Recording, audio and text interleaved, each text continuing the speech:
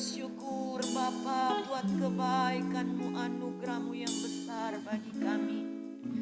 Terima kasih Tuhan Yesus yang tak terhingga kami kembalikan kepadamu. Karena Engkau sungguh Allah yang menyertai memelihara kami sampai pada saat ini. Bapa di surga, di dalam nama Tuhan Yesus Kristus, segala pujian, syukur, hormat, kemuliaan, kuasa, keagungan hanya bagi Tuhan Yesus Kristus saja, dulu, sekarang, sampai selama-lamanya. Kami menyerahkan kebaktian kami dari awal sampai akhir ke dalam tangan-Mu. Kiranya Roh Kudus-Mu yang memimpin, mengurapi kami, memberkati kami, memberi sukacita bagi kami, menarik hati kami untuk dapat menyembah, memuji, memuliakan Tuhan dengan tulus hati.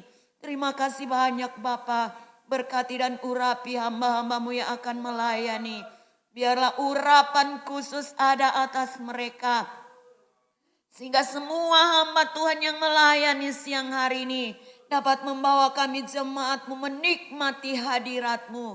Kami boleh diberkati, dan segala kuasa kegelapan iblis dalam bentuk apapun juga yang berusaha merintangi ibadah kami, di dalam nama Tuhan Yesus kami tolak dari tempat ini, keluar dari hati dan pikiran kami, dari ruangan ini. Biar Roh Kudus saja yang mengambil alih pucuk pimpinan ibadah kami siang hari ini. Menyertai juga anak-anak-Mu yang masih dalam perjalanan. Hentar tibakan mereka ke tempat ini dengan tidak kekurangan. Yang tidak dapat hadir pada siang hari ini oleh berbagai alasan, kami yakin dan percaya kasih Tuhan tetap melawati mereka. Terpujilah nama-Mu Tuhan Yesus Kristus. Ampuni kami dari segala dosa, kekurangan, kesalahan, pelanggaran kami. Kami bersyukur dan masuk dalam ibadah kami siang hari ini hanya di dalam nama Tuhan Yesus Kristus, Anak Allah yang hidup. Haleluya. Amin. Kita angkat satu pujian, ku siapkan hatiku Tuhan.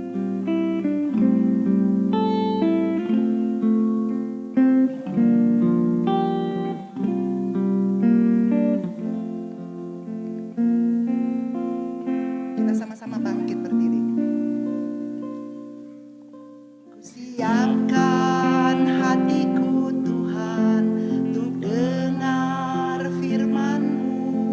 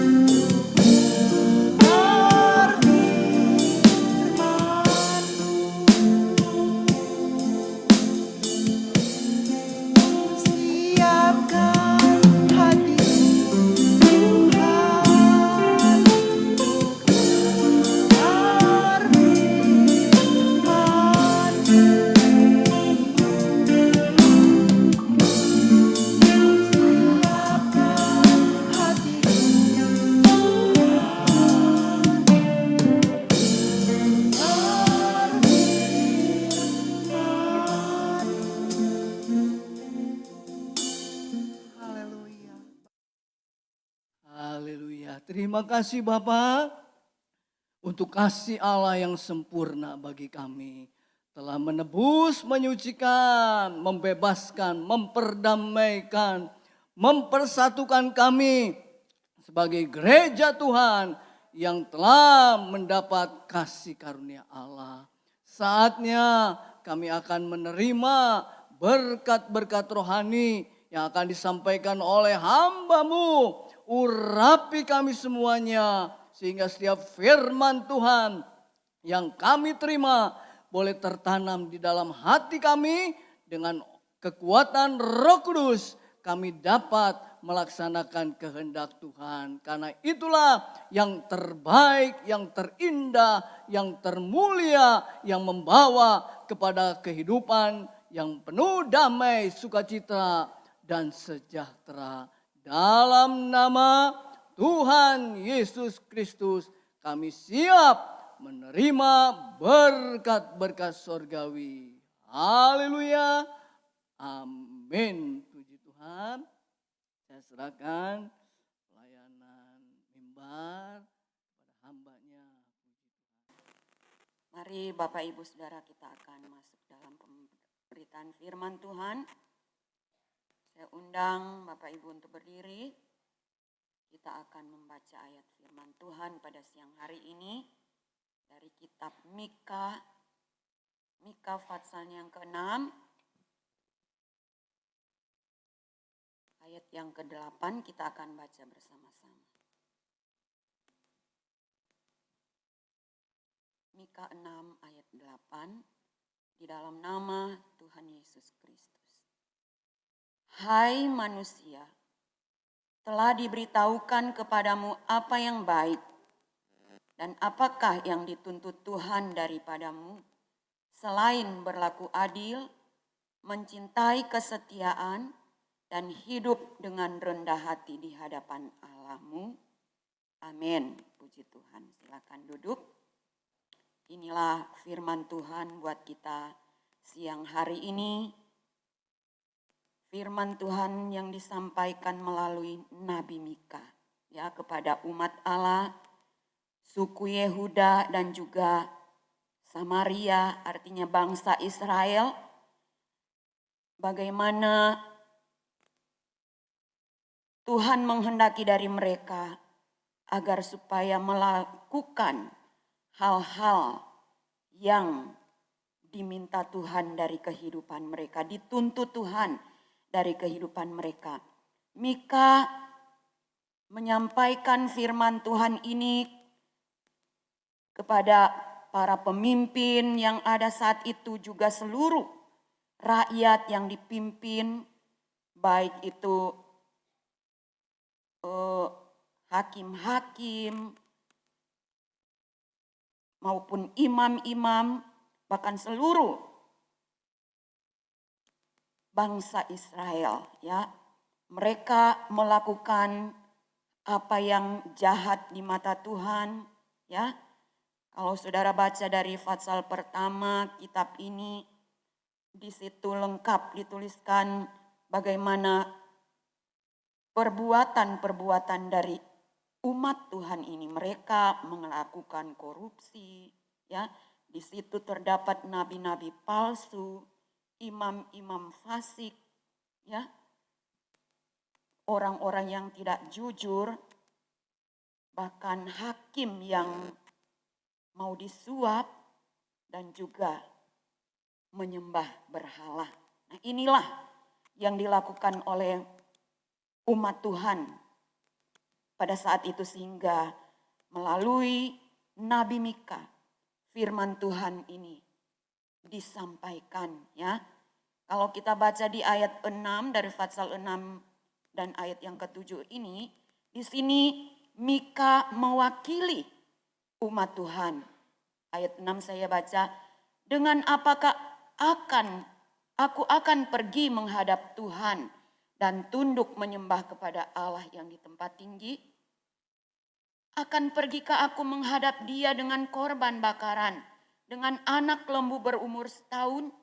Berkenankah Tuhan kepada ribuan domba jantan, kepada puluhan ribu curahan minyak? akan kupersembahkan anak sulungku karena pelanggaranku dan buah kandunganku karena dosaku sendiri? Mika mewakili bangsa Israel menyampaikan hal ini kepada Tuhan. Apakah dengan mempersembahkan korban, dengan membawa sesuatu di hadapan Tuhan, anak lembu, bahkan anaknya sekalipun ya, untuk dipersembahkan kepada Tuhan. Tetapi bukan itu yang Tuhan inginkan. Ya. Bukan perkara jasmani yang Tuhan inginkan. Tetapi di ayat 8 ada 3 hal yang Tuhan minta dari umat Tuhan di sini. Tuhan tuntut dari mereka, yaitu pertama, berlaku adil. Kedua, mencintai kesetiaan. Dan ketiga, hidup dengan rendah hati di hadapan Tuhan. Tentu saya tidak akan membahas ketiga hal ini. Salah satu dari yang Tuhan minta, ini yang kita akan lihat, yaitu hidup dengan rendah hati di hadapan Allah. Nah, saudaraku yang kasih di dalam Tuhan Yesus Kristus, hidup rendah hati di hadapan Allah itu artinya takut akan Tuhan, hormat kepada Allah, ya. Di dalam Yakobus pasal yang keempat, Yakobus pasal yang keempat, ayatnya yang ke-6 sampai 10 ya, saya baca. Tetapi kasih karunia yang dianugerahkannya kepada kita lebih besar daripada itu. Karena itu ia katakan, Allah menentang orang yang congkak, tetapi mengasihani orang yang rendah hati. Karena itu tunduklah kepada Allah dan lawanlah iblis, maka ia akan lari daripadamu. Mendekatlah kepada Allah dan ia akan mendekat kepadamu. Tahirkanlah tanganmu, hai kamu orang-orang berdosa, dan sucikanlah hatimu, hai kamu yang mendua hati. Sadarilah kemalanganmu, berdukacitalah dan merataplah.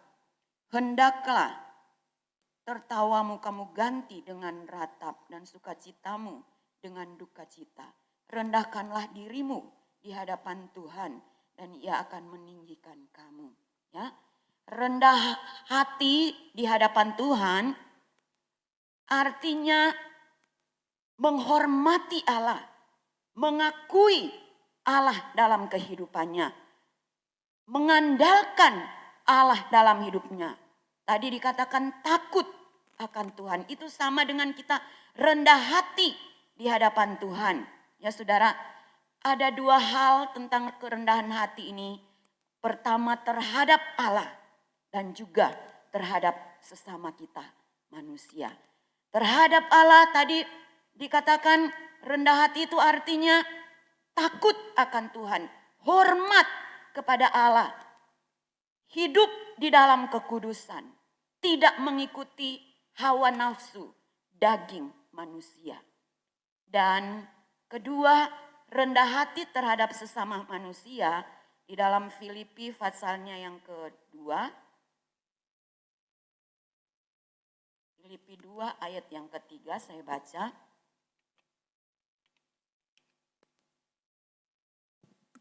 Dengan tidak mencari kepentingan sendiri atau puji-pujian yang sia-sia, sebaliknya hendaklah rendah hati yang seorang menganggap yang lain lebih utama daripada dirinya sendiri. Ini rendah hati terhadap sesama, menganggap orang lain ya lebih dari dirinya, bukan minder ya saudaraku yang kasih dalam Tuhan, tetapi menghargai orang-orang yang ada di sekitar kita karena kita hidup di lingkungan begitu banyak sesama kita, maka firman Tuhan katakan hargai sesama kita, itu sama dengan kita rendah hati. Kita lihat orang bersukacita, kita juga ikut bersukacita. Kita melihat orang diberkati oleh Tuhan, kita juga ikut bersuka cita, bukan merasa iri, bukan merasa kok gitu ya orang itu, seolah-olah merendahkan orang itu. Tidak, tetapi menganggap orang lain itu bisa kita hormati. Artinya pribadi mereka, kehidupan mereka, kecuali kalau mereka melakukan hal yang tidak sesuai dengan firman Tuhan, ya tentu bukan itu. Tetapi khususnya mereka yang hidup sesuai dengan firman Tuhan. Firman Tuhan katakan, hargai orang seperti itu. Anggap orang itu seperti lebih dari diri kita sendiri. Tapi pada siang hari ini kita lihat menghormati Allah.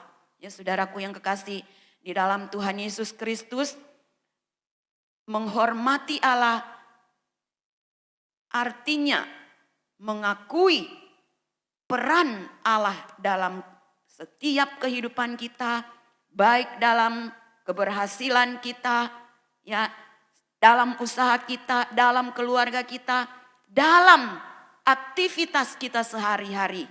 Mengakui keberadaan Allah. Kita akui bahwa kalau tanpa Tuhan, kita tidak dapat berbuat apa-apa sebagai manusia. Kalau di luar Tuhan, banyak hal yang akan kita alami. Kegagalan, kekecewaan, dan lain sebagainya. Tetapi kalau Allah kita beri tempat untuk mengambil alih seluruh keberadaan hidup kita, itu sama dengan kita sedang rendah hati di hadapan Tuhan. Sedang menghormati Allah dalam hidup kita. Memberikan kesempatan untuk Allah berkarya sepenuhnya dalam kehidupan kita. Dan saudaraku yang kekasih di dalam Tuhan Yesus Kristus. Itulah sebabnya di dalam Mika tadi, Allah katakan yang dituntut Allah dalam kehidupan umatnya. Tidak hanya bangsa Israel, tetapi juga kita anak-anak Tuhan yang ada pada siang hari ini. Yang merasakan kebaikan-kebaikan Tuhan di dalam kehidupan kita. Maka yang Tuhan tuntut dari kehidupan kita adalah hidup rendah hati. Oleh sebab itu kalau saudara baca lagi di dalam kitab Sefanya pasal 3, pasal 2 ayat yang ketiga.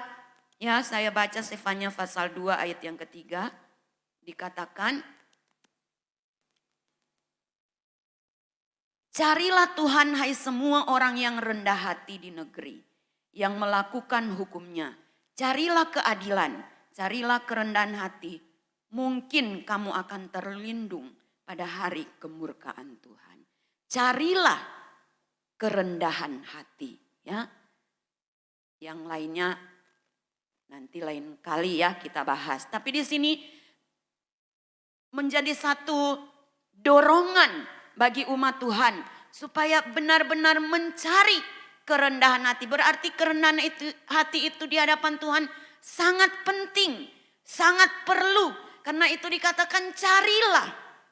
Lalu di mana harus mencari kerendahan hati itu?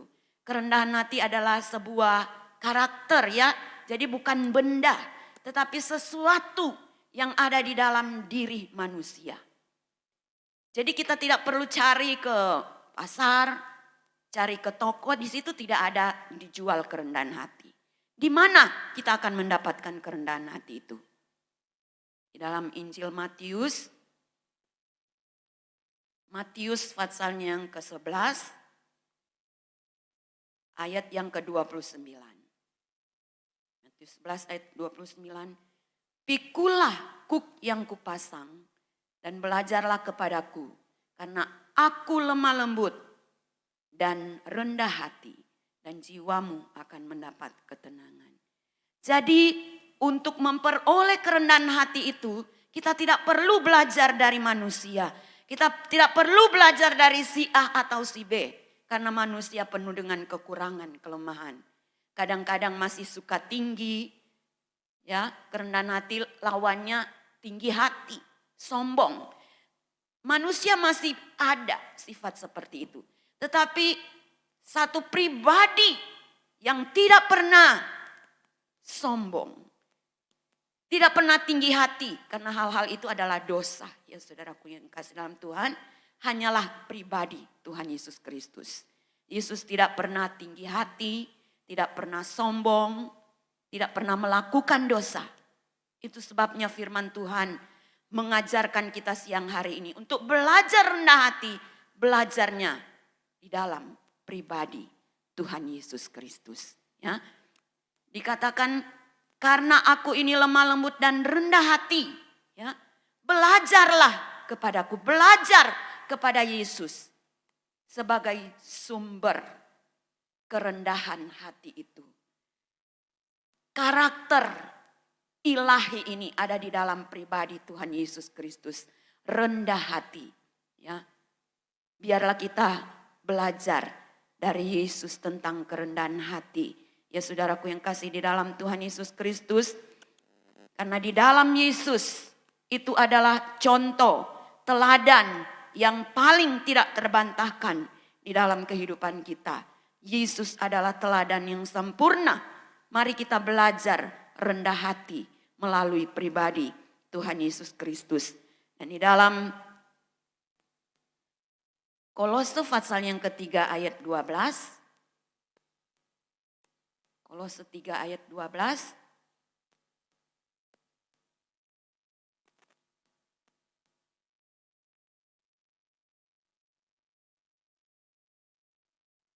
Kolose 3 ayat 12 dikatakan,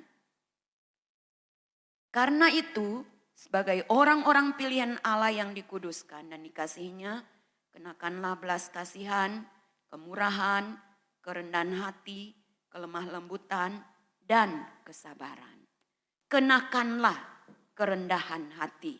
Ya, sebagai orang-orang pilihan Allah yang dikuduskan dan dikasihinya, kenakanlah kerendahan hati. Saudara yang kekasih di dalam Tuhan, kalau dikatakan kenakanlah, itu berarti sama seperti kita memakai baju ya saudara, pasti dikenakan dalam tubuh kita, akan dipakaikan ke dalam tubuh kita dan akan terus melekat pada tubuh kita selama pakaian itu kita pakai. Nah, kenakanlah kerendahan hati. Itu sama dengan artinya mengikatkan sepotong kain pada diri kita. Dalam bahasa Yunani, ekobomai. Ya, ekobomai. Ya, artinya yang tadi mengikatkan sepotong kain pada diri kita. Dalam zaman perjanjian baru, para budak mengikatkan atau mengenakan sepotong kain putih atau celemek ya saudara. Kalau budak-budak itu kan biasanya bekerja pada tuannya, mungkin kalau pakai celemek berarti di dapur ya, memasak atau mungkin membersihkan ruangan-ruangan, mengenakan celemek supaya orang lain tahu bahwa mereka itu adalah budak. Mereka mengenakan celemek supaya orang-orang di sekitarnya tahu oh itu budak. Ya, saudaraku yang kasih dalam Tuhan Yesus Kristus, Yesus juga pernah mengenakan sehelai kain. Ya, saudaraku yang kasih dalam Tuhan Yesus Kristus, di dalam Yohanes pasal yang ke-13. Yohanes pasal yang ke-13. Ayatnya yang ke-4 dan 5 saya baca. Lalu bangunlah Yesus dan menanggalkan jubahnya. Ia mengambil sehelai kain lenan dan mengikatkannya pada pinggangnya. Kemudian ia menuangkan air ke dalam sebuah basi dan mulai membasuh kaki murid-muridnya. Lalu menyekanya dengan kain yang terikat pada pinggangnya itu. Yesus juga pada saat membasuh kaki murid-muridnya, mengikatkan sehelai kain lenan pada pinggangnya. Itu tanda kerendahan hati. Ya saudaraku, seorang budak harus memiliki kerendahan hati. Ya. Hamba harus punya kerendahan hati untuk dapat melakukan apa yang berkenan kepada tuannya. Kalau hamba itu sombong, hamba itu angku, disuruh oleh tuannya, kamu tolong cuci ini. Kalau hamba itu angku, enak aja. Atau bisa dia berkata-kata apapun, pasti saat itu hamba itu akan dipecat oleh tuannya. Nah saudaraku yang kasih dalam Tuhan, kita juga bukankah di hadapan Tuhan, kita sebagai hamba, tadinya kita diperbudak oleh dosa. Tetapi kita bersyukur, dibebaskan oleh darah Tuhan Yesus. Dan kita menjadi hamba di hadapan Tuhan untuk melakukan segala kehendak Tuhan dalam hidup kita. Dan tentu untuk melakukan kehendak Tuhan adalah harus dengan kerendahan hati. Yesus mencontohkan hal ini. Yesus rela membasuh kaki murid-muridnya. Padahal kaki murid-muridnya mungkin saat itu menginjak kotoran, menginjak debu, menginjak ya hal-hal yang membuat kakinya kotor. Tetapi Yesus menunjukkan bahwa harus begini kamu lakukan terhadap sesama. Artinya merendahkan hati, ya. Menghargai orang lain yang tadi sudah dikatakan oleh firman Tuhan. Dan demikian juga kita di hadapan Tuhan harus mengenakan kerendahan hati. Mengikatkan kerendahan hati dalam tubuh kita. Itu menjadi satu karakter di dalam hidup kita. Menjadi satu sifat.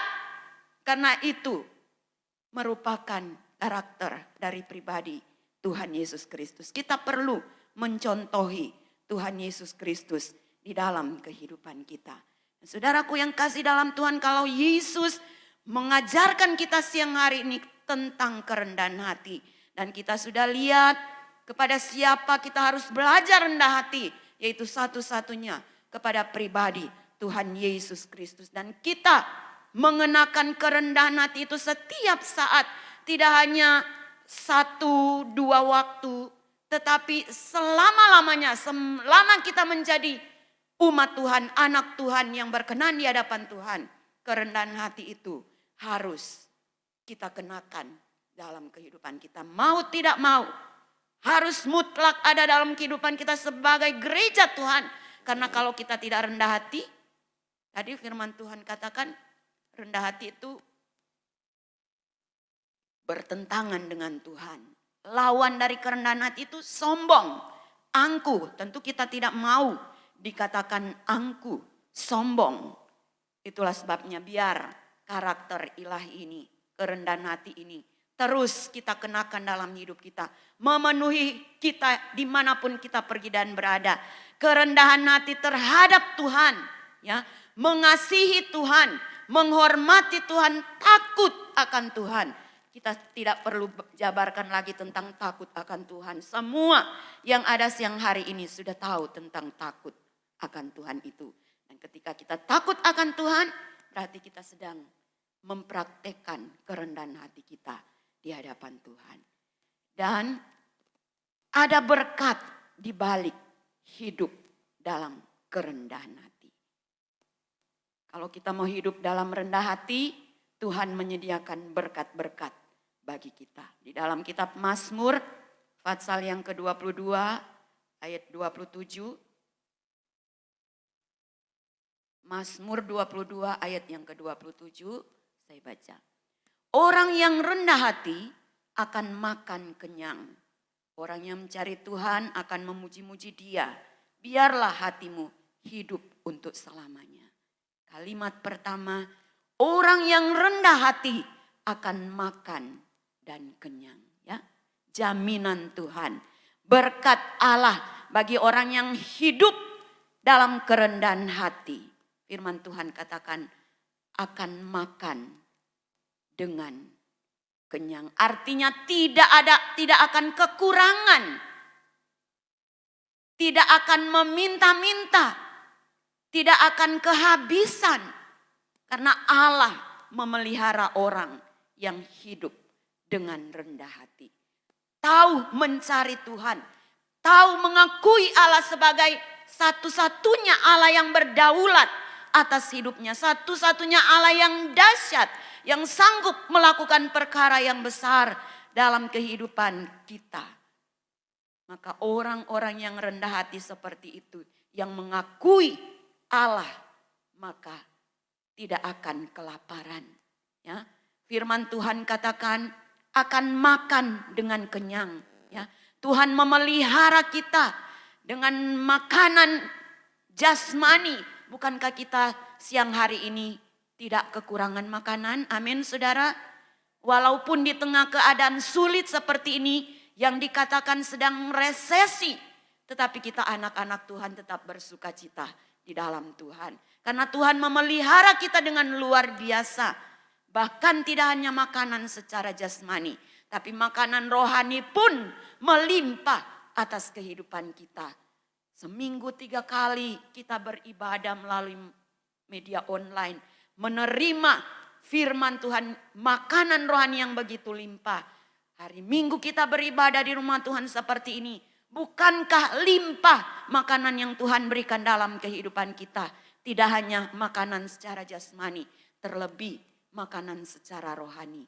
Itu karena kita selalu menghargai Allah, menghormati Allah dalam kehidupan kita. Teruslah menghormati Allah dalam hidup kita. Karena kita tahu Dialah yang memelihara kehidupan kita. Kemudian di dalam Mazmur Fatsal yang ke-37 ayatnya yang ke-11 dikatakan, tetapi orang-orang yang rendah hati akan mewarisi negeri dan bergembira karena kesejahteraan yang berlimpah-limpah. Ya, kita tidak kekurangan, kita tidak kelaparan, terlebih firman Tuhan katakan orang yang rendah hati diberikan kesejahteraan yang berlimpah-limpah. Saudara, rasa sejahtera itu anugerah Tuhan dalam hidup kita. Kasih karunia Tuhan dalam hidup kita. Banyak orang di dunia ini, mereka tidak kekurangan makanan secara jasmani. Mereka kelimpahan hal-hal duniawi. Kekayaan duniawi mereka miliki. Tetapi karena mereka tidak kenal Tuhan, mereka tidak takut akan Tuhan, mereka tidak dekat dengan Tuhan, maka kekayaan itu tidak membuat mereka sejahtera. Ada perbantahan, pertentangan, baik dalam keluarga. Kita lihat saja kalau saudara nonton di TV ya saudara, anak-anak menjarakan, mempolisikan orang tuanya karena hanya sebidang tanah. Itu kekayaan duniawi. Karena mereka tidak memiliki takut akan Allah seperti kita pada siang hari ini. Takut kepada Allah yang hidup di dalam Tuhan Yesus Kristus. Maka saudaraku yang kasih dalam Tuhan, kita selain Tuhan melimpahkan berkatnya dalam hidup kita, berkat jasmani, dia juga melimpahkan berkat kesejahteraan. Kesejahteraan itu berbicara berkat rohani yang dapat kita rasakan, dapat kita nikmati. Pribadi kita saja yang dapat menikmatinya ya. Kalau saya sejahtera atau bahagia hari ini, mungkin saudara tidak akan tahu walaupun wajah saya tersenyum atau mungkin ya gembira atau sebaliknya. Tetapi yang tahu kalau ada sejahtera di dalam hati kita adalah diri kita sendiri. Dan tentu nanti akan terpancar dalam kehidupan kita. Nah, saudaraku yang kasih di dalam Tuhan Yesus Kristus. Dan yang berikutnya, di dalam Mazmur 149, ayatnya yang keempat. Sebab Tuhan berkenan kepada umatnya, Ia memakotai orang-orang yang rendah hati dengan keselamatan. Orang-orang yang rendah hati dimakotai dengan keselamatan. Artinya keselamatan itu ada dalam kehidupan kita. Dimanapun kita pergi dan berada, keselamatan itu Tuhan jamin. Ketika menghadapi bahaya, ketika menghadapi badai dalam hidup kita, Tuhan memakotai kita dengan keselamatan. Tidak hanya keselamatan di dunia ini saja. Misalnya kita pergi, Tuhan lindungi dalam perjalanan kita. Itu kan selamat ya, tiba di tujuan dengan selamat dan lainnya. Tetapi keselamatan jiwa kita, ini yang terpenting saudaraku yang kasih dalam Tuhan. Keselamatan jiwa kita. Dan Yesus sudah kerjakan hal ini melalui pengorbanannya di kayu salib. Kita sudah diselamatkan dan sekarang kita harus kerjakan keselamatan yang Tuhan berikan dalam hidup kita. Dengan lebih mendekatkan diri kepada Tuhan. Lebih mencari Tuhan. Lebih melakukan kehendak Tuhan di dalam setiap kehidupan kita. Dan berikut lagi saudaraku yang kasih dalam Tuhan. Yesaya 57 ayatnya yang ke 15. Yesaya 57 ayat 15. Sebab beginilah firman yang maha tinggi dan yang maha mulia yang bersemayam untuk selamanya dan yang maha kudus namanya. Aku bersemayam di tempat tinggi dan di tempat kudus, tapi juga bersama-sama orang yang remuk dan rendah hati untuk menghidupkan semangat orang-orang yang rendah hati dan untuk menghidupkan hati orang-orang yang remuk. Aku bersemayam di tempat ya yang tinggi, tetapi bersama-sama orang yang rendah hati. Ya, Allah bersemayam, artinya Allah hadir, Allah bersama-sama dengan orang-orang yang hidup dengan rendah hati. Immanuel, Allah menyertai orang yang hidup rendah hati. Saudara yang kasih dalam Tuhan Yesus Kristus, bahkan janji Tuhan bahwa Dia akan menyertai sampai kepada akhir zaman, itu akan berlaku bagi orang yang rendah hati, yang menghormati Allah dalam hidupnya, yang mengandalkan Tuhan dalam hidupnya, yang merasa dirinya tanpa Tuhan hidup kita tidak ada apa-apanya. Itu sama dengan kita sedang menghormati Allah. Kalau kita merasa kita membutuhkan Allah, itu sama dengan kita sedang menghormati Allah. Dan tentu siang hari ini kita semua butuh Allah dalam hidup kita. Perlu Yesus dalam hidup kita. Perlu pertolongan Allah dalam hidup kita. Dan firman Tuhan janjikan, kalau kita hidup dalam kerendahan hati, Dia akan bersama-sama dengan kita. Tinggal dalam hidup kita, menyertai kita, menggenapi janjinya Immanuel itu bersama-sama dengan kita dimanapun kita pergi dan berada. Dan 1 Petrus 5 ayat yang ke-6, hampir sama dengan Yakobus tadi ya saudaraku, tapi saya baca di dalam 1 Petrus pasal yang ke-5, ayatnya yang ke-6.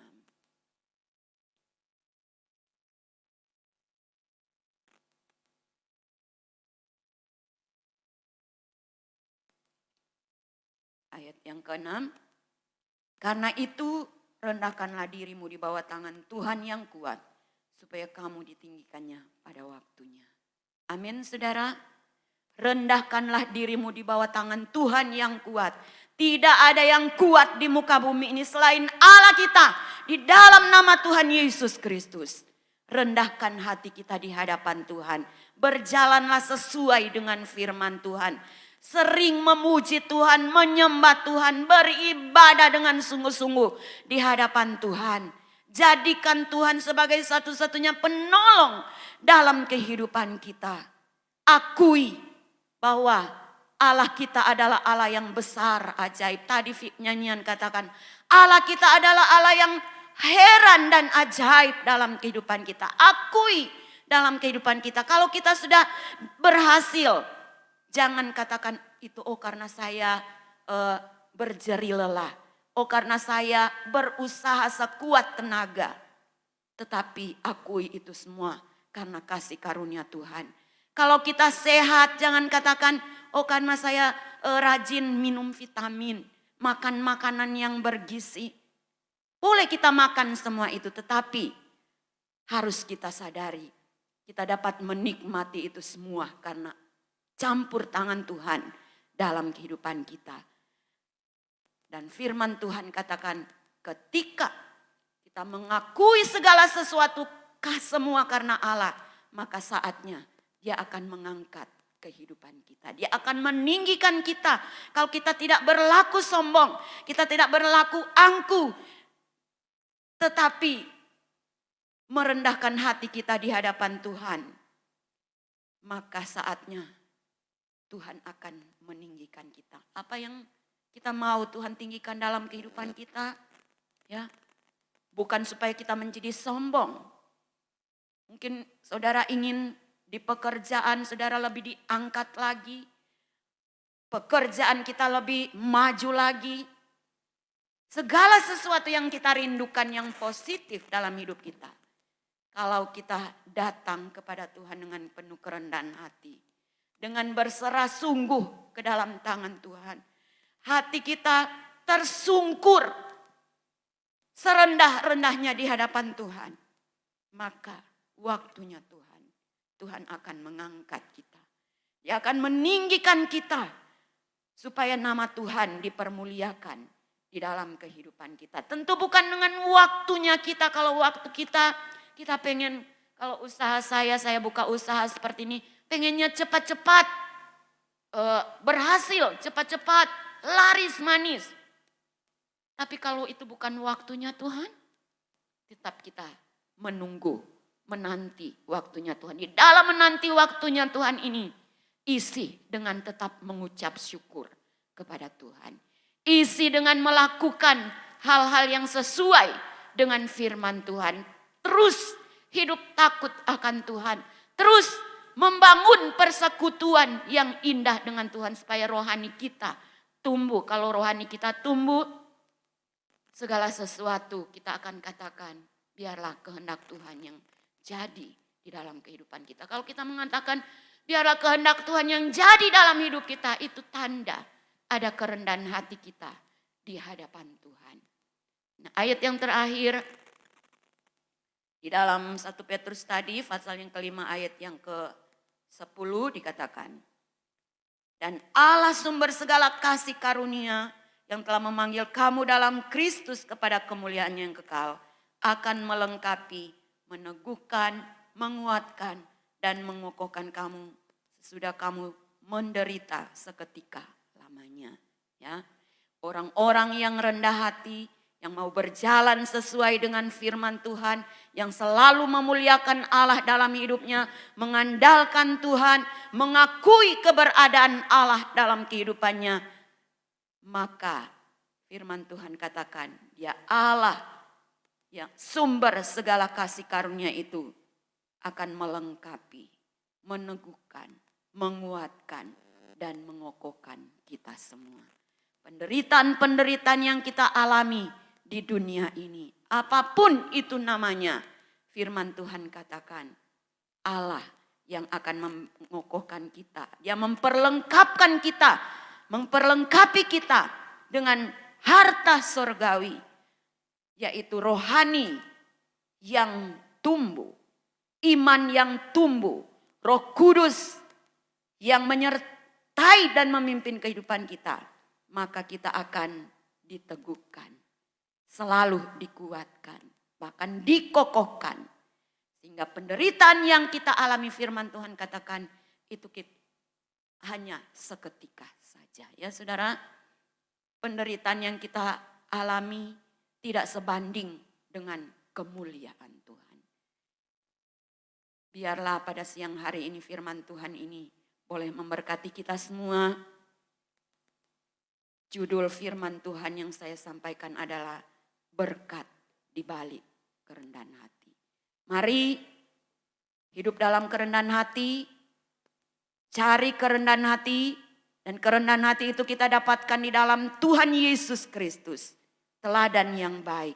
Seperti Yesus merendahkan hati, membasuh kaki murid-muridnya. Sebagai contoh buat kita. Mari kita juga mau mengikuti hal yang sama. Hidup dalam kerendahan hati. Rendah hati di hadapan Tuhan.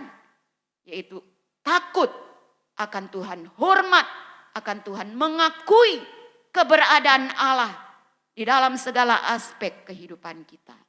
Dan rendah hati terhadap sesama manusia dengan menganggap orang-orang di sekitar kita berharga. Kita harus menghormati orang-orang yang ada di sekitar kita. Sesama kita, kita anggap mereka lebih dari kita. Tuhan Yesus menolong dan memberkati kita semua.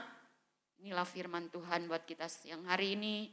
Kiranya Roh Kudus yang memampukan kita untuk kita memiliki karakter ilahi ini, yaitu kerendahan hati. Sehingga hidup kita berkenan di hadapan Tuhan. Dan kita akan mendapatkan berkat-berkat yang luar biasa ketika kita hidup di dalam kerendahan hati. Sekali lagi, kita akan diberi makan kenyang oleh Tuhan. Ya, hidup kita akan menjadi sejahtera yang berlimpah-limpah. Dimahkotai dengan keselamatan. Allah Immanuel itu benar-benar menyertai kita, bersama dengan kita. Dan satu saat pada waktunya Tuhan akan mengangkat kita. Mengangkat orang yang rendah hati. Mengangkat kita bukan supaya kita menjadi sombong. Tapi mengangkat kita supaya hidup kita memuliakan Tuhan. Kita percaya ada kekuatan dari Allah yang menyertai kita. Diberikan kelengkapan ilahi. Bahwa Allah di dalam Roh Kudus akan melengkapi kita dengan kuasa dari tempat maha tinggi. Meneguhkan, menguatkan, dan mengokohkan kita. Puji Tuhan, mari sama-sama berdiri. Kita nyanyikan pujian kita kepada Tuhan. Betapa dahsyat Engkau Tuhan. Akui bahwa Allah kita di dalam Tuhan Yesus adalah Allah yang dahsyat. Akui keberadaan Allah dalam hidup kita. Akui bahwa tanpa Tuhan, tanpa Allah yang besar dan ajaib itu, hidup kita tidak ada artinya. Hidup kita tidak ada apa-apanya. Pekerjaan kita tidak ada apa-apanya. Apa yang kita raih tidak ada apa-apanya dibanding dengan keberadaan Allah. Oleh sebab itu, biar Allah di dalam Tuhan Yesus Kristus itu yang kita tempatkan nomor satu dalam kehidupan kita. Dan memang tidak mudah, tetapi firman Tuhan sudah mengingatkan kita bahwa Allah akan meneguhkan kita, menguatkan dan mengokohkan kita untuk tetap hidup sesuai dengan permintaan Tuhan. Dituntut Tuhan bagi kita siang hari ini, itu hidup dalam kerendahan hati.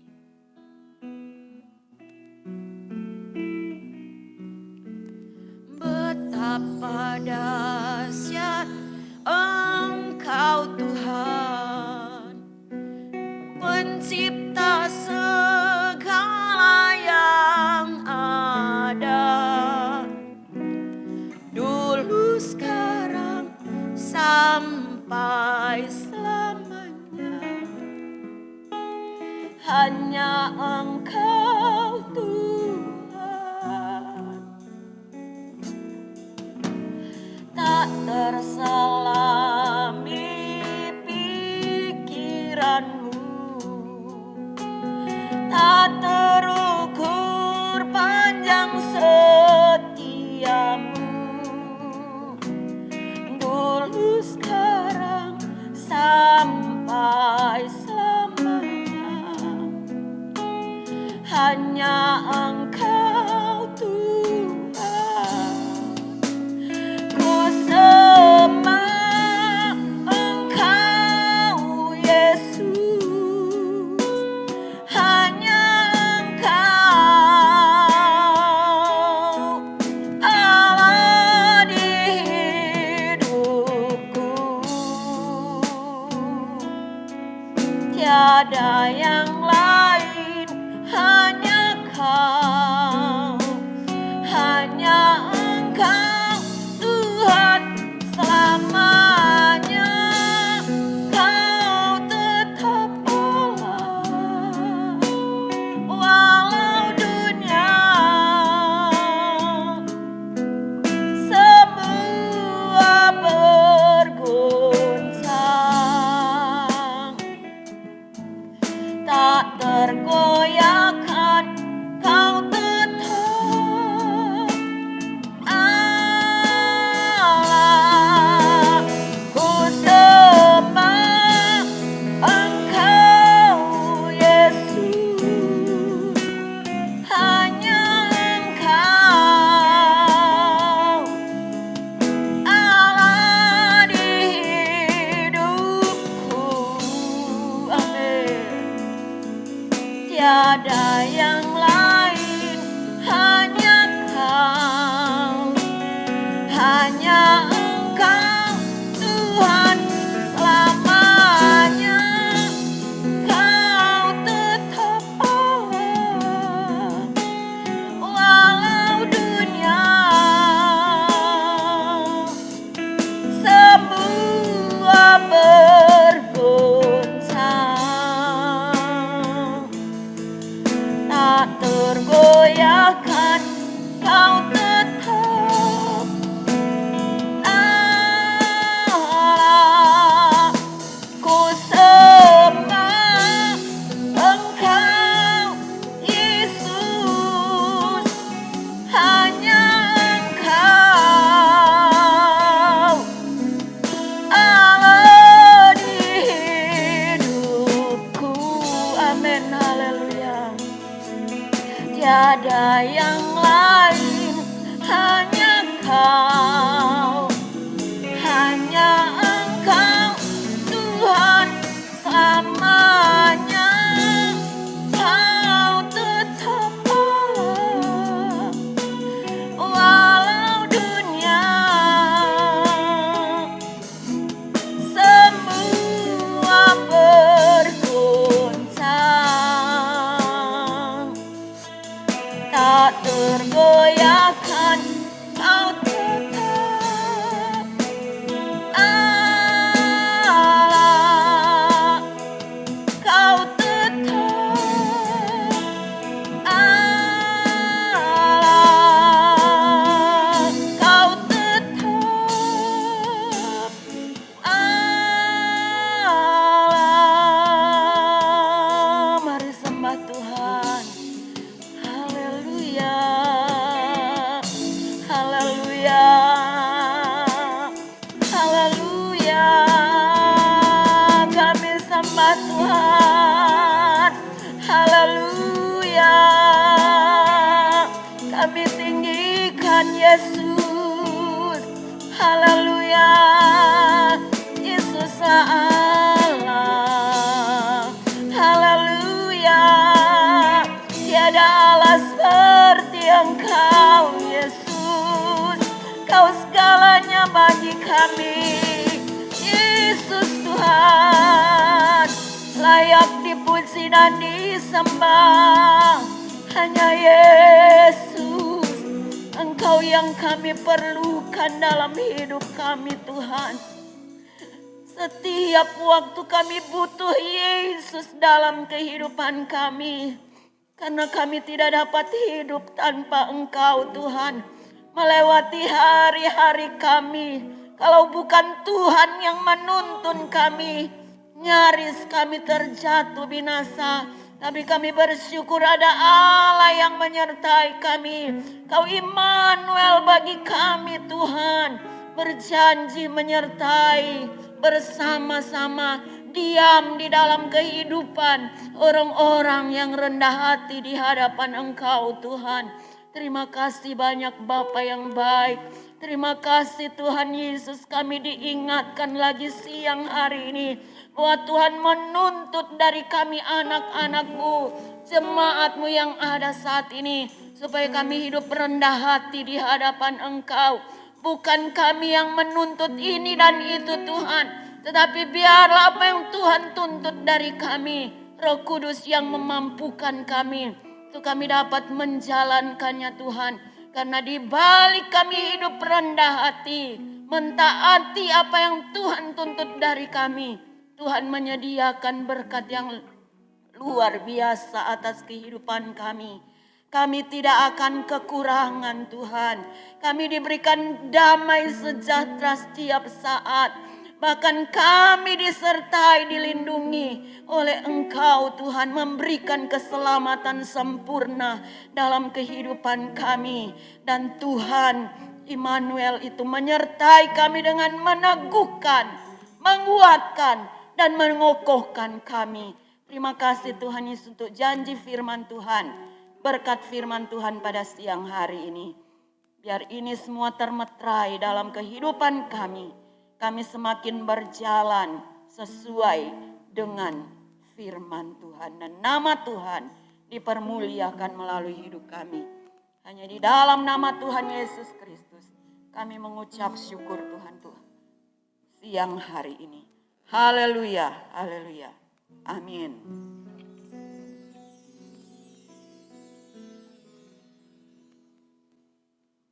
Haleluya, puji nama Tuhan. Kita semua sudah diberkati lewat persekutuan kita, lewat pujian, nyanyian. Kita bersekutu dengan tubuh dan darah Kristus dan kita juga sudah diberkati melalui kebenaran firman Tuhan. Haleluya, puji Tuhan. Kita akan menutup ibadah kita. Mari kita sama-sama bangkit berdiri. Haleluya, haleluya. Saudaraku yang kekasih, terimalah berkat-berkat surgawi di dalam anugerah Allah Bapa, kasih dan sayang Tuhan Yesus Kristus serta persekutuan Roh Kudus-Nya menjadi bagian milik kami sekalian. Mulai hari ini, esok, bahkan sampai hari Maranatha. Bapa, terima kasih. Bapa, terima kasih. Oh, terima kasih Bapa. Bapa, terima kasih. Oh, amin, haleluya. Bapa di dalam surga,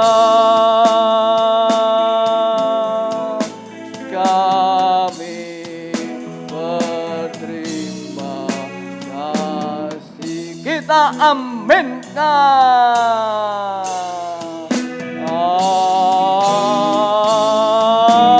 Amin. Glory, haleluya. Amin. Puji Tuhan Yesus. Amin. Haleluya, haleluya. Amin. Puji Tuhan. Tuhan Yesus memberkati kita sekalian. Haleluya. Puji Tuhan.